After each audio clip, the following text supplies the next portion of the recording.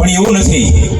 જ્યારે તમે તમારા બાળકને સ્ટેજ ઉપર આવીને એની જે કલા છે ને કલા પ્રદર્શિત કરતી હોય એને તમારે માણવાની છે અને એમાં રહેલું જે કૌતુક છે ને એને તમારે ઓળખવાનું છે। એટલા માટે તમને આમંત્રિત કર્યા છે। અહીંયા આપણે જોવાનું છે બાળકની જે શક્તિ છે ને એ પરીક્ષામાં એના શબ્દોની તાકાતથી આપણે માપી શકીએ છીએ કે ભાઈ કેવા શબ્દોમાં એની પરીક્ષા લખી છે।